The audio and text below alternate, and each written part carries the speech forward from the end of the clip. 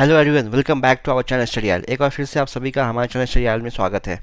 तो आज यहाँ पे हम लोग R D Sharma MCQs class 10th chapter number 13 area related to circles का लास्ट पार्ट यानी कि पार्ट नंबर 4 क्वेश्चन नंबर 38 से सोल्यूशन देखने वाले हैं। पार्ट 1, 2, 3 ऑलरेडी अपलोडेड है, मतलब क्वेश्चन नंबर 1 से लेकर 37 का सोल्यूशन ऑलरेडी अपलोडेड है। जिनको उन क्वेश्चन में कोई प्रॉब्लम है तो फर्स्ट, सेकंड, थर्ड पार्ट को रेफर कर सकते हो। आज हम लोग क्वेश्चन नंबर 38 से देखेंगे और ये फोर्थ पार्ट है।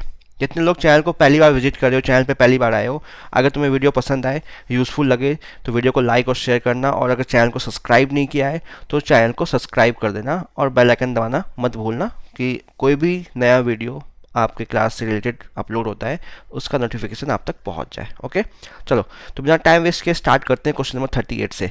देखो अब 38 में यहाँ पे क्या है, in the given figure 1 point, ये फिगर है इसका, ये तुम्हारा यहाँ पे फिगर गिवन है।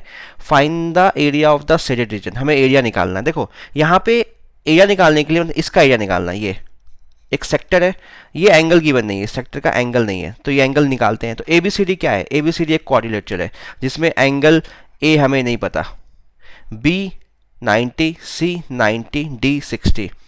तो angle sum of a quadrilateral 360 के इक्वल होता है, वो प्रॉपर्टी लगाएंगे यहाँ पे और हम एंगल ए निकाल लेंगे। अब बहुत लोगों को डाउट है यहाँ पे बी और सी 90 गिवन नहीं है, गिवन नहीं है। एरिया रिलेटेड सर्कल में बहुत सारा क्वेश्चन ऐसा देखोगे जहाँ पे बहुत सारी चीज़ें मेंशन नहीं होती है, फिगर को सिमेट्रिक मान के परपेंडिकुलर लेके हम क्वेश्चन को सॉल्व करते हैं, वो तुम्हें इतना समझना पड़ेगा। ओके, तो यहाँ पे एंगल बी 90 है, तो एंगल ए, पहले हम एंगल ए निकालेंगे, angle B plus angle C plus angle D is equal to 360 होगा। तो एंगल ए की वैल्यू क्या हो जाएगी 360 माइनस एंगल बी जो कि 90 है, माइनस एंगल सी जो 90 है, माइनस एंगल डी जो 60 है। ठीक है, ये सॉल्व करेंगे तो एंगल ए की वैल्यू आ जाएगी 120, 90 90 180, ये 240, तो ये इसका सम 240 आएगा, 360 से माइनस करोगे 120 आ जाएगा, तो ये एंगल 120 आ गया। अब क्या है, सेक्टर है जिसका रेडियस 3 सेंटीमीटर है, तो एरिया ऑफ सेक्टर क्या होता है, area of sector is equal to theta upon 360 pi are square. तो थीटा यहाँ पे 120 है, 360 पाई आर की वैल्यू 3 है, 3 इंटू 3, तो ये कैंसिल आउट, ये 3 टाइम्स, आंसर क्या आ गया 3 पाई सेंटीमीटर स्क्वायर। ऑप्शन ए यहाँ पे करेक्ट हो जाएगा। बस एंगल सम ऑफ ए क्वाड्रेटर लगाना है, एंगल ए निकालना है, एरिया ऑफ सेक्टर का फॉर्मूला लगाना है और कुछ नहीं करना तुम्हें। ठीक है, मूव करते हैं क्वेश्चन नंबर 39 पे। 39 क्या है हमारे पास, 39 है, if the perimeter of a circle is equal to that of a square then the ratio of the their area is. Perimeter of a circle, circle का पेरीमीटर किसके इक्वल है, स्क्वायर के इक्वल है। ठीक है, तो पेरीमीटर ऑफ सर्कल, मान लिया सर्कल इसका रेडियस आर है, कोई स्क्वायर इसका साइड ए है, तो पेरीमीटर ऑफ सर्कल मतलब सर्कमफ्रेंस ऑफ सर्कल क्या होता है 2 पाई आर, वो किसके इक्वल है, पेरीमीटर ऑफ स्क्वायर 4a के इक्वल है। तो यहाँ से हम a की वैल्यू निकालते हैं, तो a क्या हो जाएगा, a हो जाएगा 2 पाई आर अपॉन 4, मतलब 4 को हमने यहाँ पर डिवाइड कर दिया तो ये आ गया पाई आर अपॉन 2, और हमें एरिया का रेशियो निकालना है। ठीक है, तो देखो अब यहाँ पर सर्कल को पहले मेंशन किया गया है, स्क्वायर को बाद में, इन्होंने मेंशन नहीं किया रेशियो में किसको ऊपर किसको नीचे रखना है, तो सर्कल पहले, तो हम सर्कल को ऊपर रख रहे हैं, तो area of circle upon area of square, area of square, area of circle pi are square, area of square side square, तो पाई आर स्क्वायर रहने दिया और साइड स्क्वायर का किसके इक्वल है पाई आर अपॉन 2, तो ये हो जाएगा पाई आर अपॉन 2 का स्क्वायर। सिंप्लीफाई किया तो ये पाई आर स्क्वायर और ये आ गया pi square R square upon 4, तो आर स्क्वायर कैंसिल आउट, ये पाई और ये पावर 2 कैंसिल आउट, ये आ गया 4 अपॉन पाई।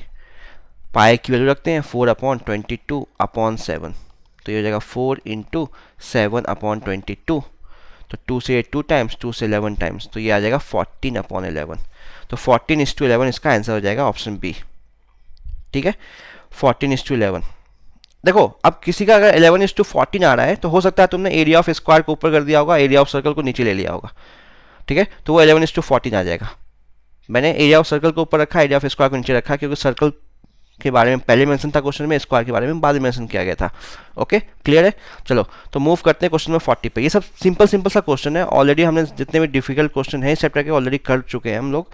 ठीक है, अब इतना डिफिकल्ट कुछ आएगा नहीं। क्वेश्चन नंबर 40 की बात करते हैं। The radius of a circle is 20 centimetre, it is divided into 4 equal parts. देखो एक सर्कल है जिसका रेडियस 40 सेंटीमीटर है, ठीक है। अब हमने एक 40 सेंटीमीटर मतलब एक मान लिया एक सर्कल है ये, it is divided into 4 equal parts by drawing 3 consent. अब इसके अंदर तीन, ये मान लो सेंटर है, तो इसके अंदर हम 3 कंसेंट्रिक सर्कल बना रहे हैं। ठीक है, 1 2 एंड 3, ये 3 कंसेंट्रिक सर्कल बना, तो ये 4 इक्वल पार्ट्स में डिवाइड हो गया, फर्स्ट सेकेंड थर्ड फोर्थ, इन सब का एरिया इक्वल है, ये बोलना चाह रहे हैं। तो अब यहाँ पे क्या पूछा गया है, जैसे मान लो ये R1 है, ये R2 होगा,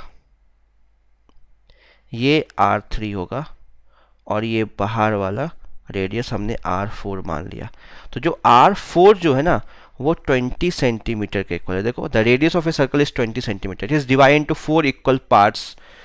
ठीक है, 4 equal parts of equal area by drawing the 3 concentric circles inside it, then the radius of the largest of 3 concentric circle drawn is. हमें लार्जेस्ट, तो हमने 3 कंसेंट्रिक सर्कल बनाया है, तो लार्जेस्ट वाला कंसेंट्रिक सर्कल ये है, देखो ये, इसका रेडियस निकालना है, इसका। ठीक है, जो जिसका रेडियस हमने R3 माना है। ठीक है, R3 क्या होगा ये फाइंड करना है। ठीक है, तो अब देखो मैं अगर एरिया की बात करूं, जो ये R3 सर्कल है, ठीक है, ये कितना एरिया होगा, टोटल हमने 4 इक्वल पार्ट्स में डिवाइड किया है, तो ये एरिया कितना होगा, 3/4 ऑफ एरिया ऑफ सर्कल। ठीक है, 3/4 ऑफ एरिया ऑफ सर्कल होगा ये। तो एरिया ऑफ सर्कल क्या हो जाएगा, बिगर सर्कल जो बाहर है, इस सर्कल की बात कर रहा हूं, वो एरिया ऑफ सर्कल की अगर बात करूं, एरिया ऑफ लार्जर सर्कल,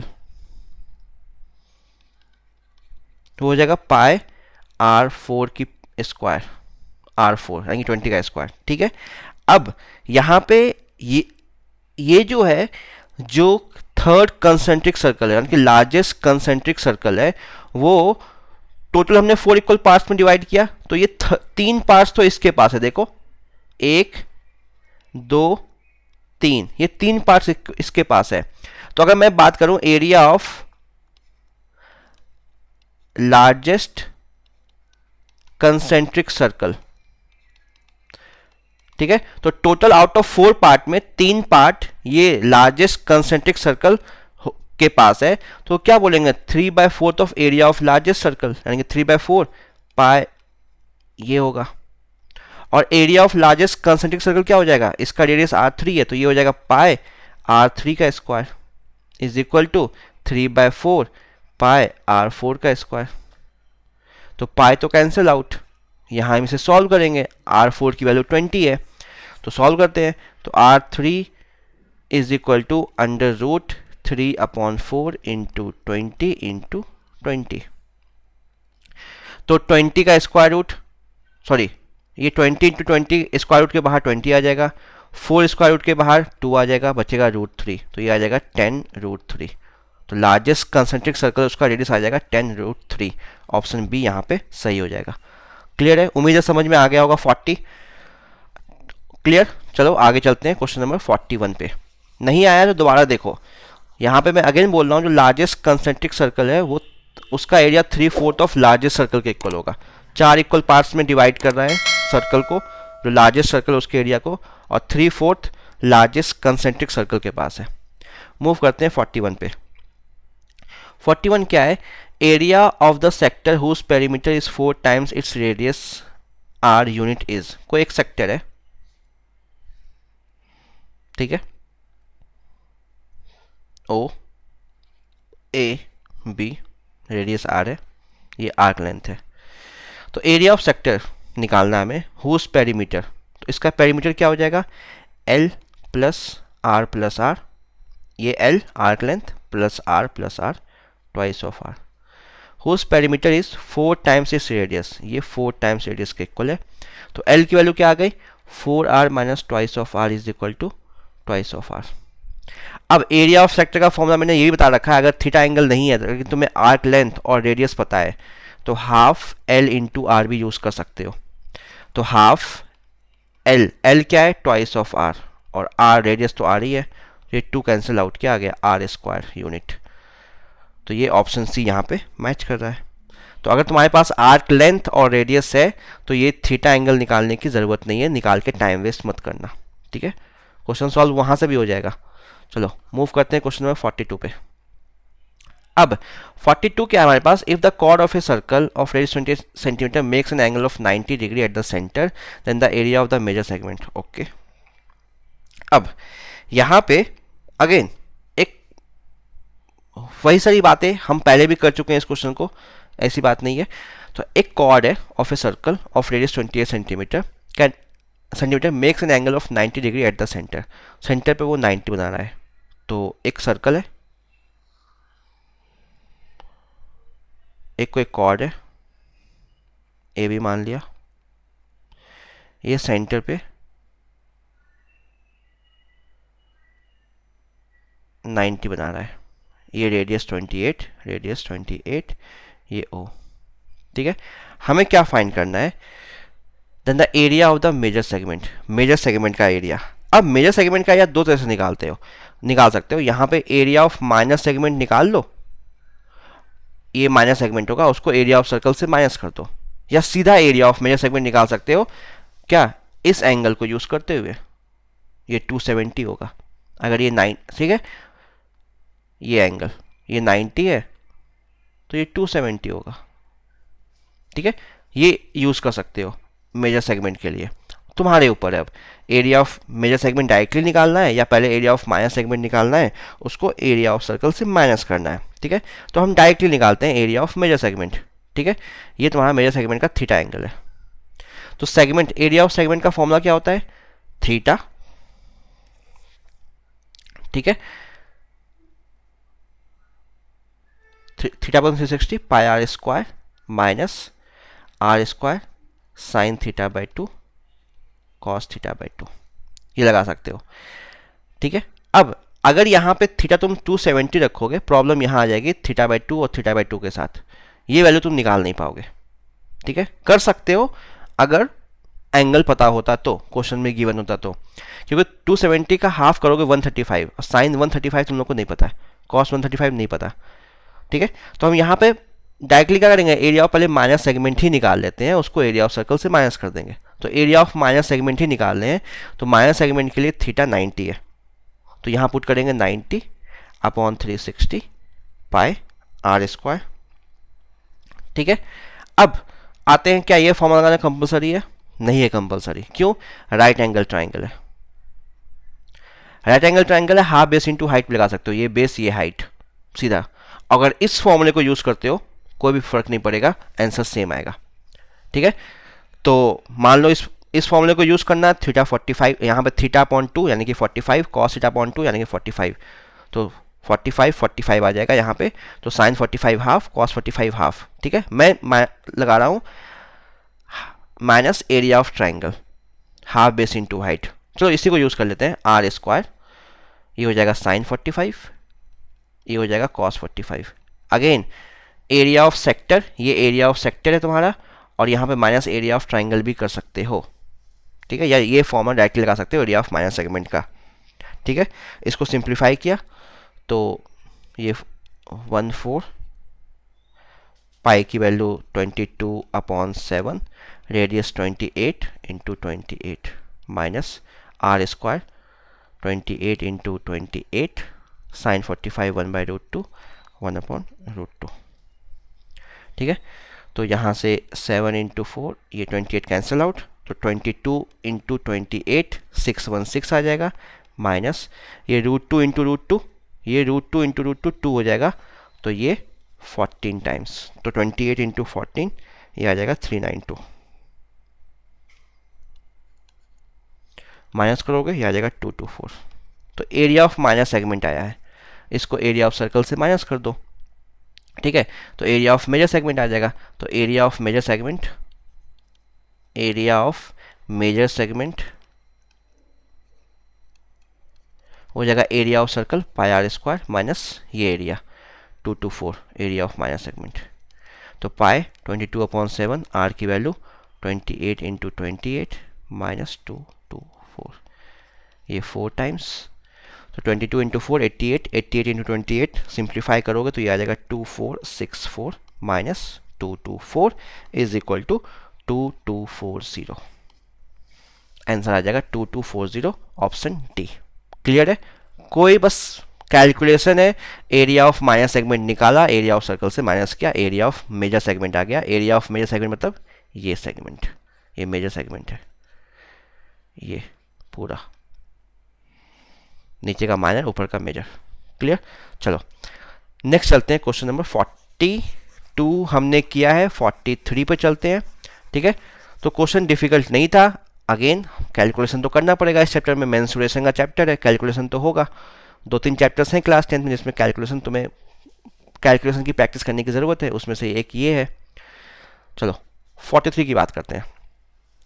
43 में क्या है हमारे पास? Question number 43, if the area of circle inscribed in an equilateral triangle is 48 pi square unit. कोई एरिया ऑफ सर्कल की बात कर रहा है जो कि इंस्क्राइब्ड है किसमें? एक इक्विलेटरल ट्राइंगल में। ठीक है, तो इस टाइप का क्वेश्चन हमने पहले भी किया है। अगर पार्ट 1 देखोगे, क्वेश्चन नंबर 10 तुम्हें ऐसा ही क्वेश्चन है। ठीक है, क्वेश्चन नंबर 10 एग्जैक्टली सेम है। तो यहाँ पे अगर हम बात करें तो यहाँ पे एक ट्राइंगल है, ठीक है, उसके अंदर एक सर्कल इंस्क्राइब्ड है। ठीक है, तो मैं इसको डायरेक्टली कर रहा हूं, अगर समझ में नहीं आए तो मैंने क्वेश्चन नंबर 10 पार्ट 1 में अच्छे से समझाया है, उसको देख लेना। एग्जैक्टली सेम क्वेश्चन है, थोड़ा बहुत वैल्यू का फर्क और कुछ नहीं है। क्लियर? तो यहाँ पे एक एरिया ऑफ सर्कल की बात की है, तो ये मान लो ये सेंटर है, ठीक है, और ये इक्विलेटरल ट्राइंगल है, तो साइड हमने मान लिया x इक्विलेटरल ट्राइंगल का, और सर्कल का रेडियस हमने मान लिया r। ये 90 होता है। अब क्यों होता है ये बात पहले हो चुकी है, पहले का वीडियो देखो, समझ में आ जाएगा। इस बात को मैं पूरा रिपीट नहीं कर रहा हूँ फिर से, जिसने स्टार्टिंग से देख रखा होगा उसको समझ में आ जाएगा। ये पॉइंट O है, तो ये जो मान लो ये D है, ये E है, ये F है, तो ये जो AD है ना वो सेंटर से पास करेगा। ये AD लाइन, क्योंकि ट्राइंगल इक्विलेटरल है, वो परपेंडिकुलर बाइसेक्टर भी है, मीडियन भी है, एंगल बाइसेक्टर भी है, सब माना जाएगा। ठीक है, ये मीडियन लाइन भी है, ये भी तुम्हारा मीडियन लाइन हो जाएगा, ये भी मीडियन लाइन हो जाएगा। तो बेसिकली ये क्या हो जाएगा? सेंट्रॉइड बोल सकते हो। और सेंट्रॉइड ट्राइंगल क्या करता है? 2:1 में डिवाइड करता है एक दूसरे को। तो यहाँ पे मैं फर्स्ट इन्फॉर्मेशन बोलूँ तो AO अपॉन OD जो हो जाएगा वो उसका रेशियो 2:1 होगा, फर्स्ट चीज़। और यहाँ पे एरिया ऑफ सर्कल गिवन है 48 पाए, तो मान लिया ये रेडियस R है, ये मतलब कि OD भी रेडियस होगा, तो OD की वैल्यू हमारे पास R है। एरिया ऑफ सर्कल क्या होता है? एरिया ऑफ सर्कल होता है pi R square. Area of circle है 48 पाई is equal to pi R square, तो पाई कैंसिल आउट, तो R स्क्वायर की वैल्यू 48, तो R की वैल्यू √48। ठीक है, सिंप्लीफाई करोगे √48 को तो इसकी वैल्यू आ जाएगी 4√3। ठीक है, अब इसे हमें सॉल्व करना है। ये आ गया 4√3, इसे R की वैल्यू आ गई। ठीक है, अब इस इंफॉर्मेशन को हमें बताना है कि हमें पता है इस ट्राइंगल में ये O पॉइंट सेंट्रॉइड है, तो AO अपॉन OD का रेशियो 2:1 होगा। OD क्या है? रेडियस, तो AO क्या आ गया? ट्वाइस ऑफ OD, यानी कि ये ट्वाइस ऑफ OD है, ये O है। ठीक है, तो 2 × 4√3, तो ये आ गया 8√3।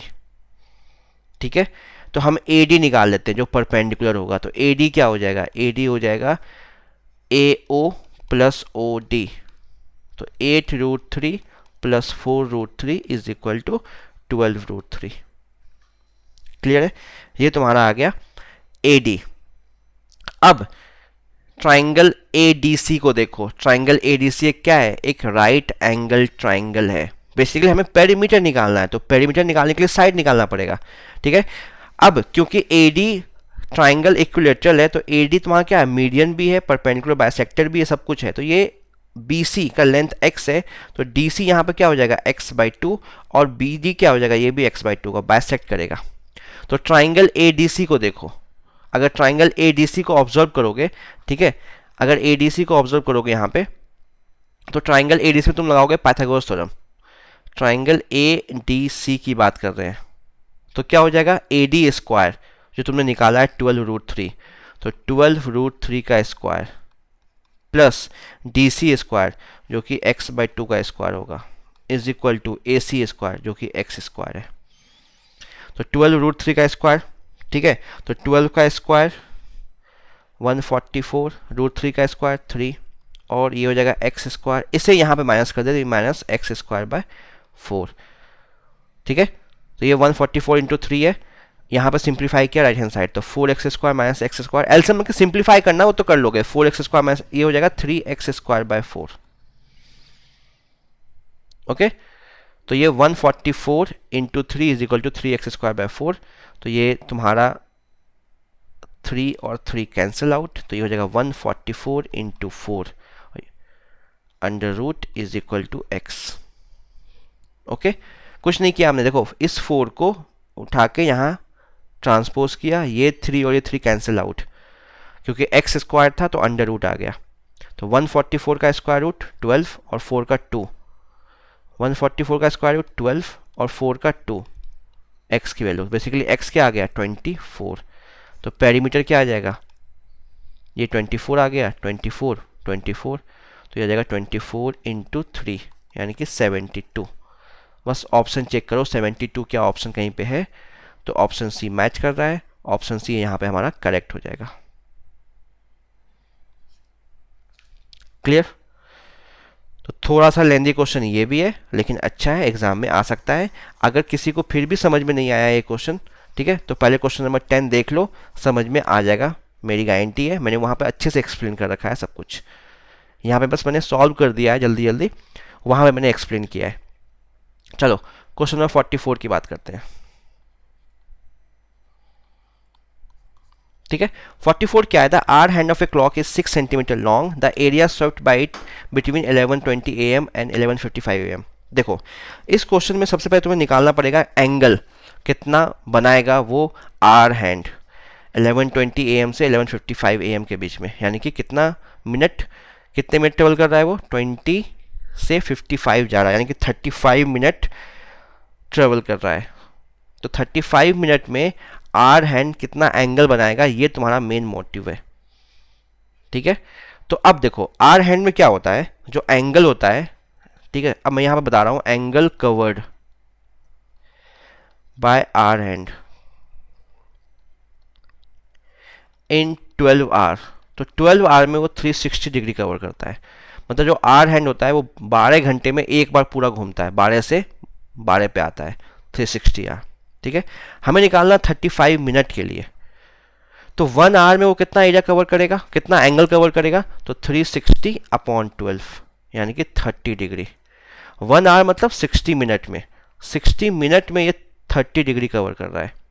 तो 1 मिनट में कितना करेगा, 1 मिनट में करेगा 30 डिग्री अपॉन 60 यानी कि हाफ डिग्री, और हमें निकालना है 35 मिनट में, तो 35 मिनट में वो करेगा 35 मल्टीप्लाइड बाय हाफ यानी कि 35/2 डिग्री। तो आर हैंड 11:20 AM से अगर 11:55 AM पे जाता है तो 35/2 यानी कि 17.5 डिग्री कवर करता है, ठीक है। तो थीटा एंगल तुम्हारे पास आ गया 35/2, रेडियस तुम्हारे पास 6 सेंटीमीटर हो जाएगा, तो मैं निकालना है एरिया, ठीक है। तो एरिया क्या हो जाएगा, θ/360, वही θ/360 multiplied by pi are square, तो थीटा यहाँ पे आ जाएगा 35/2/360 into pi 22/7 into R square R into R, ठीक है। इसको सिंप्लीफाई करोगे तो ये हो जाएगा तुम्हारा 35/2 इंटू 360 इंटू 22 इंटू 6 इंटू 6/7, तो ये तो 5 टाइम्स, ये 11 टाइम्स, ये 6 इंटू 6 36 है, तो ये आ जाएगा 10,